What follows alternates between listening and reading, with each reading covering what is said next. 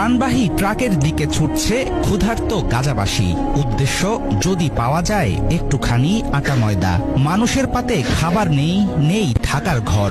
ক্ষুধার জ্বালায় ঘোড়া গাধার খাবার আর ঘাস লতাপাতা খাচ্ছেন স্থানীয়রা। কখনো লাইন ধরে জোগাড় হচ্ছে একটু চাল ডাল। দুর্ভিক্ষ থেকে আর এক পা দূরে আছে গাজার 23 লাখ বাসিন্দার একটি বড় অংশ। জাতিসংঘ সহ সাহায্য সংস্থাগুলো জানিয়েছে, শিগগিরই কোনো পদক্ষেপ না নিলে অনিবার্য দুর্ভিক্ষের কবলে পড়বে অবরুদ্ধ এই অঞ্চল। বিশেষ করে শিশুরা পড়েছে জটিল অবস্থায়। মানবেতর এই পরিস্থিতির মধ্যে গাজার উত্তরাঞ্চলের জন্য বিশ্ব খাদ্য কর্মসূচির ত্রাণবাহী গাড়ি আটকে দিয়েছে ইসরায়েলের প্রতিরক্ষা বাহিনী। 2 সপ্তাহের মধ্যে গত মঙ্গলবার ক্ষুধায় জর্জরিত অঞ্চলটিতে খাদ্য সরবরাহের চেষ্টা চালায় WFP।